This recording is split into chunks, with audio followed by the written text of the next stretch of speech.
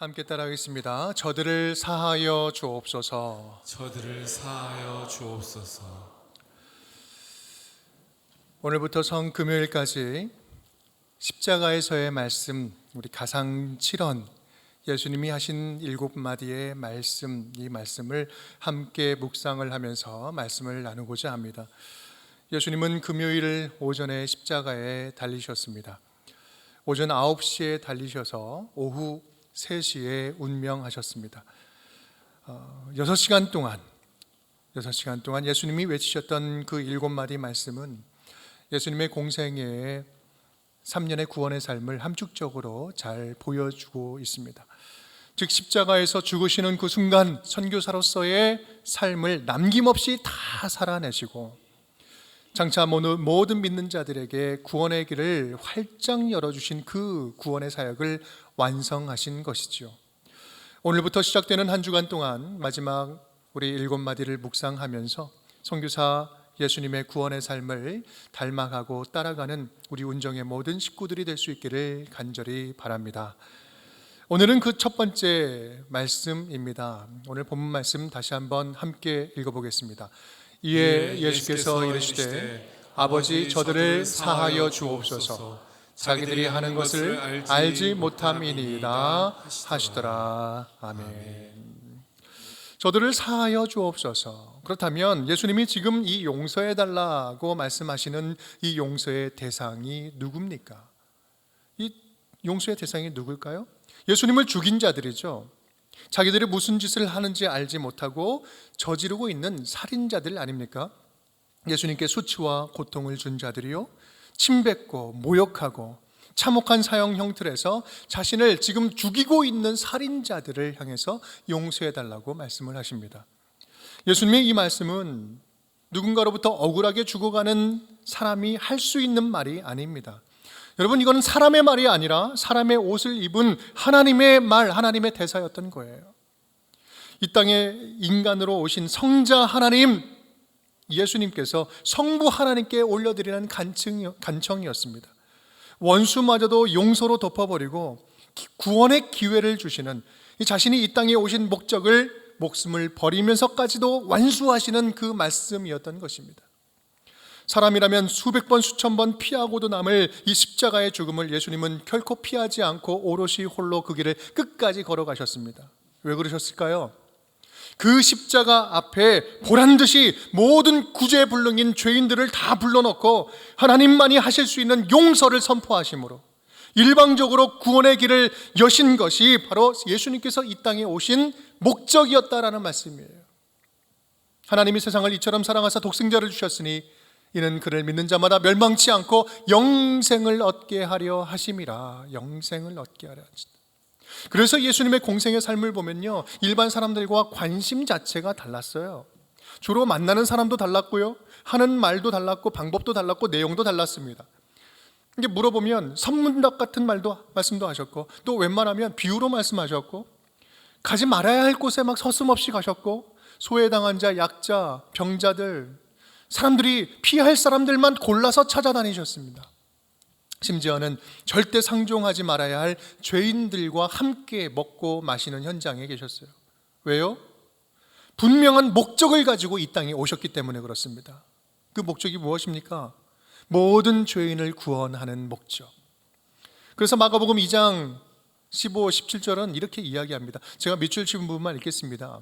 그의 집에 앉아 잡수실 때 많은 세리와 죄인들이 예수와 그의 제자들과 함께 앉았으니 17절 나는 의인을 부르러 온 것이 아니요 죄인을 부르러 왔다. 내가 이 세상에 온 목적은 죄인을 살리러 왔다. 본인의 입으로 직접 말씀하시죠. 나는 죄인을 부르러 왔다. 우리 속담에 이런 말이 있습니다. 까마귀 노는 곳에 백로야 가지 말아라. 무슨 말입니까? 금목자흑 근주자죠. 먹을 가까이 하면 검어지고 붉은색을 가까이 하면 붉어진다. 우리가 익숙하게 잘 아는 사자성어들이죠. 우리 인간은 주변의 사람들로부터 많은 영향을 받는 존재이니 친구를 잘 사귀자, 그런 이야기죠. 특히 정결법을 목숨 걸고 지키는 유대인들에게는요, 특히 더 그랬습니다. 사람을 구별해서 만나는 거죠. 레위기 11장 44절, 나는 여호와 너희의 하나님이라 내가 거룩하니 너희도 몸을 구별하여 거룩하게 하고 스스로 더럽히지 말라. 정결법이에요. 이런 내용을 근거로 부정한 물건이나 부정한 사람이나 부정한 동물이나 우리 접촉하면 그들의 거룩성이 떨어진다고 생각을 했어요. 그래서 그들은 자기들만을 의롭게 여기면서 죄인과 이방인들, 그 사람들은 사람 취급도 하지 않고 상종도 하지 않았던 거죠. 그들은 그것을 구별이라고 생각을 했습니다. 여러분, 우리도 그렇습니다. 친구 잘 사귀어야죠. 잘 만나야죠. 유유상종이라고 될 수 있으면 좋은 친구들 잘 만나야죠. 그런데 여러분, 그게 전부입니까? 여러분, 이 말에는요 2가지 문제점이 있습니다. 첫 번째는 친구를 잘 골라서 사귄다는 말은 철저하게 자기중심적인 태도가 문제인 겁니다. 누가 좋은 친구고 누가 나쁜 친구예요? 좋은 친구를 가리고 있는 나는 좋은 친구인가? 당신은 좋은 친구입니까? 좋은 친구라는 것은요 상대적인 거예요. 놀기를 좋아하는 애들은요 집, 학교, 도서관밖에 모르는 아이는 나쁜 친구예요. 재미가 없어요. 기준에 따라 다르죠. 그 기준이 어떠하냐에 따라서 나도 누군가에게는 가까이에서는 절대로 안 되는 나쁜 사람이 될 수가 있어요. 저도 이렇게 목사가 되고 나니까요, 저를 이렇게 좋아하시는 분들도 있지만 목사라고 하니까 더 피하는 분들도 참 많이 있는 것을 느껴요. 이렇게 목사가 별로 이렇게 매력적이지 않은 것 같아요. 여러분, 나쁜 사람, 좋은 사람 기준이 뭡니까? 어떤 기준을 가지고 있습니까? 여러분, 그 기준은요 철저하게 자기중심적인 거예요. 그래서 우리는 좋은 사람을 가리기 전에, 내가 선택하기 전에 먼저 내가 누구에게든 좋은 사람이 되어줄 준비가 되어 있는가, 그것이 중요한 것입니다. 그래서 이것이 바로 예수님이 선한 사마리아인 비유를 통해서 우리에게 던진 질문이에요. 지금 강도 만난 사람들 여러분 기억나십니까? 이 사람들 중에서 강도 만난 사람의 선한 이웃, 진짜 이웃은 누구냐? 그러면서 이렇게 이야기하죠. 가서 너도 그렇게 해라. 좋은 사람 나쁜 사람 고르면서 너가 선택할 생각하지 말고 네가 선을 베풀 줄 아는 진짜 참된 이웃이 되어라 라는 것이죠. 또한 사람을 골라 사귀는 행동에 또 다른 문제점이 있다면 그것은 사람의 변화에 대한 기대가 전혀 없다는 게 문제예요. 이런 말이 있죠. 사람 고쳐 쓰는 거 아니다. 많이 들어보셨어요? 사람 고쳐 쓰는 거 아니다. 얼마나 인간이 변하지 않으면 이런 말이 상식이 되었을까. 근데 보면 정말 사람 쉽게 변하지 않는 것 같습니다. 변할 것 같은데 여전히 똑같이 다람쥐 쳇바퀴 돌듯이 반복되는 거예요.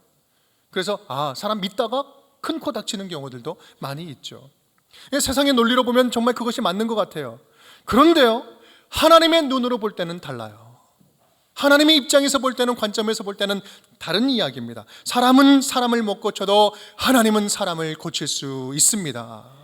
고쳐서 쓰세요. 오히려 절대로 변할 것 같지 않았던 그 인간이 놀랍게 변화된 그 지점을 들여다가 사용하시는 거예요. 그래서 너희는 못해도 나는 할 수 있다. 하나님의 살아계심을 보여주죠. 여러분, 그것이 바로 우리에게 소망이 되는 겁니다. 여러분, 우리는 구별된 삶을 살아야 됩니다. 내가 거룩하니 너희도 거룩하라. 하나님의 자녀는 하나님의 자녀다워야죠. 시편 1편 1절 함께 읽어볼까요? 복 있는 사람은 악인들의 꾀를 따르지 아니하며 죄인들의 길에 서지 아니하며 오만한 자들의 자리에 앉지 아니하고. 하나님의 자녀들은 악인들, 죄인들을 오만한 자들의 자리에 앉지 아니하고 뭔가 그들과는 달라도 다른 구별된 삶을 살아야 되죠. 하지만 여러분, 이 말을 오해해서는 안 됩니다. 그런 구별의식이 유대인들이 그랬던 것처럼 우리에게 왜곡된 선민의식이 되어서는 절대로 안 되는 거예요. 성경에서 말하는 구별된 삶은 단순하게 나는 거룩하고 나는 예수 믿고 나는 하나님의 자녀고 구원받은 자녀니 너희 같은 하나님 알지 못하는 인간들은 내가 잘 안 만날 거야, 상종하지 않을 거야, 그렇게 이런 배타적인 선민의식이 결코 아니라는 말씀이에요. 예수님이 알려주신 구별은요, 내가 죄악에 물들지 않기 위해서 세상과 담을 계속해서 쌓아 올리는 구별이 아니라 내 안에 있는 거룩성이 오히려 세상으로 흘러가서 죄악을 밝히고 몰아내는 어두운 세상의 빛의 자녀로 당당하게 살아가는 차별성을 말하는 것입니다. 혈루증 여인이 예수님을 만졌을 때 일어난 현상이 바로 이러한 현상이에요. 정결한 자가 부정한 자를 만지면 어떻게 됩니까? 정결한 자가 부정하게 되는 거예요. 이것이 유대인들이 가지고 있던 세계관이었습니다. 정결한 자가 부정해져야 되는데 오히려 부정했던 여인이 예수님을 만났는데 어떻게 됐습니까? 부정했던 여인이 거룩해지는 거예요. 정결해지는 거예요. 여러분, 그들의 정결 부정의 세계관을 완전히 정복시키고 역전시키는 모습인 것입니다. 예수님은 그렇게 하나님이 원래 품었던 마음, 율법을 주면서 원래 가지셨던 그 원래의 마음, 그 원래의 율법의 뜻을 완성시키러 오신 분이셨습니다. 그것이 바로 우리를 향하신 하나님의 사람을 고치고 회복하고 다시 구원하는 것이 하나님의 본심이기 때문에 그렇습니다. 디모데전서는 이렇게 이야기합니다. 우리 함께 읽겠습니다. 하나님은 모든 사람이 구원을 받으며 진리를 아는 데에 이르기를 원하시느니라. 아멘. 하나님은 모든 사람이 구원받기를 원하신다. 하나님은 우리 인간들 모두가 하나님의 자녀로 다 회복되기를 원하십니다. 누구도 가리지 않고 모두가 회복되기를 원하세요. 신자든 불신자든 구별하지 않고 모두가 그 진리를 맛보기를 원하신다는 말씀이에요. 아직 하나님을 모르는 자들에게 어떻게든 다시 세컨 찬스, 우리 두 번 기회를 줘서 또 기회를 줘서 어떻게 하면 하나님의 자녀로 회복시킬 수 있는지 거기에 관심이 집중되어 계신 거예요. 마가복음은 그것을 내가 몸소 행하러 왔다 라고 예수님께서 직접 말씀하신 거예요. 나는 의인을 부르러 온 것이 아니라 죄인을 부르러 왔다. 변화시키고 회복시키기 위해서 왔다. 오늘 나를 더욱더 절실히 필요로 하는 사람은 복음에 배불러 있는 기존 신자들이 아니라 오늘도 죄의 무게를 홀로 감당하지 못하는 사람들, 죄의 중독에서 헤어나오지 못하고 소망을 잃어버리고 구제의 불능인 죄인들, 하나님을 알지 못하면서도 아무런 문제 없이 살아가고 있는 그 사람들에게 바로 내가 절실히 필요하다. 나는 그들을 위해서 왔다. 사랑하는 여러분, 우리는 참 정말 변화되지 않는 존재들인 것 같아요. 다짐하고 노력해도 변화가 보이지 않습니다. 우리 안에 거듭되는 그런 죄악의 모습들을 보면 마음에 절망이 찾아와요. 나 스스로도 우울해지고 포기해버리고 싶은 순간들이 참 많이 옵니다. 여러분 정말 그렇지 않습니까? 아무리 다짐을 해도 마음의 정욕과 음욕은 파도처럼 멈추지 않고 계속해서 우리에게 찾아옵니다. 나보다 옆 사람이 조금만 더 인정을 받아도 불쾌한 마음이 들어요. 목사들도 그렇습니다. 주의 일을 열심히 하다가 시기 질투하는 마음, 경쟁적인 마음, 뭔가 높아지는 마음, 그런 마음이 방심하면 쑥 치고 들어와서 사역자들을 강타해버립니다. 거기서 넘어지게 하죠. 믿는 자라고 하지만 조금만 손해봐도 내가 2배로 3배로 갚아주겠다 이런 마음 들고요. 조금만 잘하면 우월감이 막 들고, 반대로 조금만 못하면 그 열패감에 사로잡아서 상대적인 열패감에 좌절해버리고, 하루에도 마음을 지키지 못하고 분노하고 미워하고 사람을 끊어내고 마음속으로 살인하고 있고, 이러한 일들, 우리는 까만 이런 마음들이 우리 마음에 얼마나 많이 있습니까? 그러면서 이 사람은 절대로 변하지 않아, 절대로 변하지 않아, 자기도 안 변하면서 다른 사람들을 평가하고 낙인 찍고 포기해버리고는 하지요. 우리 예수님은 모두에게 어떻게든 계속해서 기회를 주고자 하시는데 우리는 어떻게든 나만 구원받은 것으로 만족하고 빨리 관계도 끝내버리고 포기해버리고 싶어 하죠. 주님은 계속해서 죄인을 찾아서 변화시키고자 하시는데 우리는 죄인을 찾아서 낙인 찍고 상종하지 않으려고 합니다. 여러분, 이게 맞는 크리스찬의 태도일까요? 여러분, 죄는 양면성을 가지고 있습니다. 하나님이 가장 싫어하는 것이면서 동시에 역으로는 죄는 하나님을 더 깊게 만나게 하는 기회도 될 수 있는 것입니다. 죄가 많은 곳에 그래서 은혜가 많다라는 말씀이 있죠. 다만 그 죄를 어떻게 다루느냐에 따라서 달라집니다. 들키지 않은 죄인보다 들킨 죄인이 훨씬 하나님의 구원에 가깝다는 사실 여러분 잘 아십니까? 제가 8년 전에 미국에서 교도소 선교를 함께 떠난 적이 있는데 거기서 참 큰 감정과 마음을 느꼈습니다. 휘황찬란한 문신이라는 것이 무엇인지 거기서 보았습니다. 저보다 몸짓은 한 2배 정도 되시는 분들이 교도소 안에서 죄수복을 입고 팔뚝만 걷으면 문신이 다 보이는데, 근데 그분들이 저희가 가니까 예배를 할 수 있었거든요.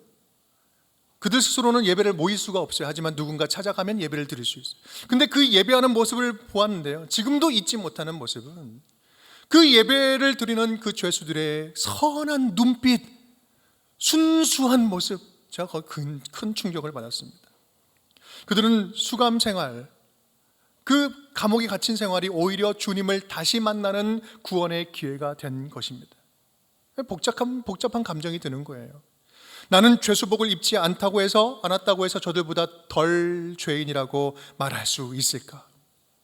오히려 내 안에 죄가 잘 감춰진, 들키지는 않았지만 더 심각한 죄인의 모습은 아닌가? 나는 언제든지 예배할 수 있는 자유함 속에 있으면서도 이들처럼 감동적으로 예배를 사모하고 예배를 드리고 있었던가? 가식이 죄를 가리고 있지는 않았는가? 예배를 드리면서 정말 굉장히 부끄러움과 큰 도전이 찾아왔습니다.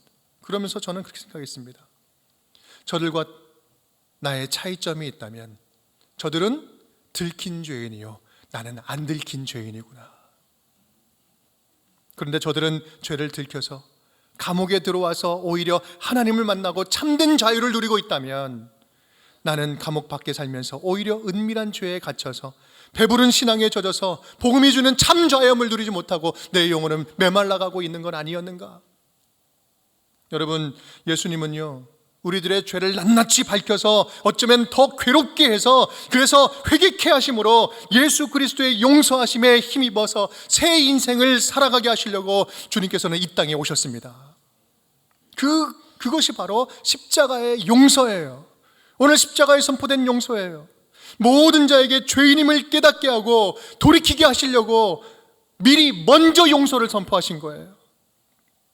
그 용서하심을 구원의 사랑으로 깨닫고 돌이켜 회개하고 예수 그리스도를 주인으로 영접하면 그때부터는요, 놀라운 변화된 삶을 경험할 수 있게 되는 것입니다. 절대 변하지 않을 것 같은 자가 변화되기 시작하고요, 죽었던 영혼이 다시 부활하여 되살아나게 되는 것입니다. 옛사람은 죽고 새 사람으로 다시 태어나게 됩니다. 어떻게 해요? 예수 그리스도의 십자가의 용서의 선언으로 말입니다. 고린도후서 5장 17절 함께 읽겠습니다. 그런즉 누구든지 그리스도 안에 있으면 새로운 피조물이라. 이전 것은 지나갔으니 보라 새 것이 되었도다. 아멘. 여러분, 변하지 않을 것 같은 인생이 변화되는 것이 진짜 복음, 진짜 기쁜 소식 아닙니까? 도저히 절대로 변하지 않을 것 같은 사람을 변화시키는 것이 복음의 능력인 것입니다. 이 말씀을 듣고 있는 지금 이 순간에도 우리 마음에는 한켠에 불신이 있죠. 그 인간은 절대로 변하지 않아. 아무리 그래도 변하지 않을 거야. 하지만 십자가의 용서를 피해갈 사람은 아무도 없습니다. 아버지여, 저들을 사하여 주시옵소서. 저들을 용서하여 주시옵소서. 이미 주님의 용서의 효력은 우리의 모든 인생에 시작되었기 때문에 그렇습니다. 예수님은 우리 모두의 삶을 완전히 전복시키고 회복시키고 하나님의 자녀로 변화시키기 위해서 십자가에서 이미 먼저 용서를 선포하셨습니다. 2000년 전 십자가에서 선포된 용서의 대상은요, 그때 당시 예수님을 죽이던 그 사람들만이 아니었어요. 바로 저와 여러분이 용서의 대상인 것입니다. 사랑하는 여러분, 우리 주님은 오늘도 저와 여러분이 이 변화되는 자리에 있기를 원하십니다. 어떠한 지점이든 어떤 내용이든 변화되는 자리에 있기를 원하세요. 오늘도 저와 여러분이 어디에 있든지 예수님을 닮아가는 변화의 자리에 있기를 원하십니다. 죄악으로 가득한 세상 속에서 한 사람이라도 하나님께로 다시 돌아오는 그 변화의 현장에 저와 여러분이 주님을 돕는 자로 함께 그 자리에 있기를 간절히 원하십니다. 이것이 예수님이 당시 사람들에게 비난을 받으면서까지 죄인들과 함께 먹고 마신 이유였고, 낮고 비천한 자들을 찾아다닌 이유였고, 병자들을 끝까지 포기하지 않고 고쳐주신 이유였습니다. 그래서 다 포기해버렸던 38년 된 혈루증 걸린 여인을 고쳐주셨고, 누구도 인간 취급하지 않았던 삭개오의 집에 직접 들어가셨고, 날 때부터 소경이었던 자의 눈을 열어주셨고, 40년 된 안전뱅이를 잡아 일으켜서 걷는 자가 되게 하셨고, 죽은 소녀, 이미 숨이 다 끊어져 버린 그 소녀에게 달리타쿰 하고 손잡아 일으켜서 산 자가 되게 하셨고, 예수 그리스도 안에 있는 부활의 복음을 알려주시려고 죽은 지 3일이 된 나사로, 썩은 냄새 나는 지체 다 썩은 그 인생을 무덤 밖에서 다시 산자처럼 불러서 나오느라 이가 말씀하셨습니다. 왜요? 그 부활의 복음을 알려주시려고. 그 누구도 끝까지 포기하지 않고 우리에게 영생을 주시려고 말입니다. 요한복음 6장은 이렇게 이야기합니다. 우리 함께 읽겠습니다. 나를 보내신 이의 뜻은 내게 주신 자 중에 내가 하나도 잃어버리지 아니하고 마지막 날에 다시 살리는 이것이니라. 내 아버지의 뜻은 아들을 보고 믿는 자마다 영생을 얻는 이것이니 마지막 날에 내가 이를 다시 살리리라 하시니라. 아멘. 내 아버지의 뜻은 아들을 보고 믿는 자마다 영생을 얻는 이것이다.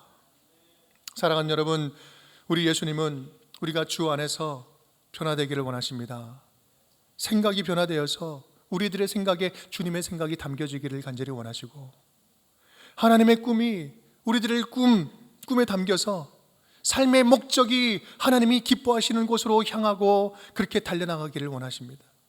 세상 걱정으로 가득한 우리들의 마음이 변화되어서 예수님의 마음으로 채워지기를 간절히 원하시고, 절망으로 가득한 마음이 다시 한번 주님 안에서 기대로 가득 찬 마음으로 변화되기를 간절히 원하십니다. 왜냐하면 그것이 바로 우리를 향하신 하나님의 본 마음이기 때문에 그렇습니다. 예레미야 29장 11절 우리 함께 읽겠습니다. 여호와의 말씀이니라. 너희를 향한 나의 생각을 내가 아나니 평안이요 재앙이 아니니라. 너희에게 미래와 희망을 주는 것이니라. 아멘. 여러분, 지금 이 말은 아직 주님이 우리를 포기하지 않으셨다는 말씀 아닙니까? 아니, 앞으로도 절대로 포기하지 않겠다는 약속의 말씀 아닙니까? 그래서 찾는 자에게, 주님을 찾는 자에게 만나주시겠다고 약속의 말씀을 덧붙여서 말씀 주고 계세요. 12절 13절 너희가 내게 부르짖으며 내게 와서 기도하면 내가 너희의 기도를 들을 것이요, 다 함께 너희가 온 마음으로 나를 구하면 나를 찾을 것이요 나를 만나리라. 아멘. 아멘. 여러분, 혹시 감당할 수 없는 삶의 문제로 희망의 끈을 놓고 포기하고자 하는 분들 계십니까? 극단적으로는 생을 포기해버리고 하나님의 자녀답게 살기를 포기하려고 하는 분들 계십니까? 아니, 말씀대로 살려고 하는데, 하나님이 기뻐하신 대로 살려고 하는데 오히려 그럴수록 세상 가운데 자꾸 손해보고 좌절하고 넘어지고 인정받지 못하고 무시당하고 너무나 힘들어서, 아니 이럴 거면 내가 세상과 똑같은 방법으로 살아야겠다 그러면서 하나님의 자녀된 모습처럼 살아가기를 포기하시려는 분들 계십니까? 여러분, 그 생각 멈추십시오. 누군가에게 배신당하고 억울하고 고통스러워서 이 사람이라는 존재, 인간이라는 존재를 포기해버리려고 하는 분들 계십니까? 내가 당한 만큼 똑같이 갚아주겠다, 아니 내가 그것보다 몇 배나 더 갚아주겠다, 분노와 복수심으로 우리 가운데 은밀히 말씀하시는 하나님의 말씀을, 그 분노심이 가로막고 있지는 않습니까? 우리 모든 사람을 향한 하나님의 마음, 그 하나님의 마음을 다시 한번 기억해 볼 수 있기를 간절히 바랍니다. 원수 갚는 것은 내게 있으니 내가 갚으리라. 나한테 맡겨라. 너는 포기하고 싶지? 하지만 나는 지금도 그 인간도 아직 포기하지 못하니 조금만 더 참아보자, 조금만 더 기다려보자. 그렇게 우리의 귓전에 말씀하고 계시지는 않을까요? 여러분, 당장이라도 포기하고 싶은 인생, 당장이라도 포기하고 싶은 일들, 당장이라도 포기하고 싶은 사람들이 있습니까? 포기하기 전에 다시 한번 십자가에 달리신 우리 구원자 예수 그리스도를 바라볼 수 있기를 간절히 바랍니다. 왜냐하면 예수께서 십자가에 달리신 이유가 바로 그것 때문에 그렇습니다. 우리가 감당하지 못할 세상의 모든 절망과 두려움, 패배와 좌절, 죄로 인한 멍해의 문제들, 관계의 아픔들, 이 모든 연약한 인간의 모든 문제들을 십자가 위에서 죽으심으로 소멸하시고 예수 그리스도와 함께 부활의 능력으로 감당하며 이겨낼 힘을 십자가 위에서 우리에게 주셨기 때문에 그렇습니다. 그래서 오늘 저와 여러분을 종려주일 십자가로 초청하고 있는 거예요. 너희가 내게 부르짖으면 내가 너희 기도를 들을 것이요 온 마음으로 나를 찾고 찾으면 만나리라. 내가 너를 결코 포기하지 않고 십자가의 승리가 무엇인지 알게 하겠노라. 여러분, 오늘 십자가에 달리신 예수님의 모습을 마음속에 한번 그려보시기를 바랍니다. 그리고 파르르 떨리는 예수님의 입술에서 흘러나오는 용서의 말씀, 사랑의 말씀, 우리를 치유하시고 회복시켜 주시려고 죽음 앞에서도 끝까지 포기하지 않는 예수님의 십자가의 사랑을, 나를 향한, 우리를 향한 주님의 십자가의 그 사랑을 가슴에 품어낼 수 있기를 간절히 바랍니다. 바로 거기서부터 우리의 삶에 또 다른 변화가 시작될 줄 믿습니다. 십자가의 은혜가 임하면 우리의 마음에 재앙이 아닌 평안이 채워지고 저와 여러분의 내일에 주님이 약속하신 소망과 희망이 가득 채워지게 될 줄 믿습니다. 지난 주일에 우리 한 집사님이 우리 전체 톡방에 한 찬양을 하나 올려주셨어요. 그 찬양을 듣는데 일주일 내내 그 찬양이 제 뇌리 속에서 떠나지 않는 거예요. 강력한 힘이 되고 위로가 되고, 그래서 얼마나 큰 감사가 있었는지 모릅니다. 오늘은 그 찬양을 좀 함께 부르면서 마치고자 하는데요. 가사 내용이 이겁니다. 함께 읽었던 말씀인데 함께 읽어볼까요? 여호와의 말씀이니라 너희를 향한 나의 생각을 내가 아나니 평안이요 재앙이 아니라 너희에게 미래와 희망을 주는 것이다. 너희가 내게 부르짖으며 내게 와서 기도하면 내가 너희를 기도를 들을 것이요 너희가 온 마음으로 나를 구하면 나를 찾을 것이요 나를 만나리라. 우리를 향한 우리 아버지 하나님의 마음, 십자가에 달려 죽으면서까지 나를 살리시려고 용서를 선포하신 예수님의 마음을 기억하면서 우리 찬양 드리도록 하겠습니다.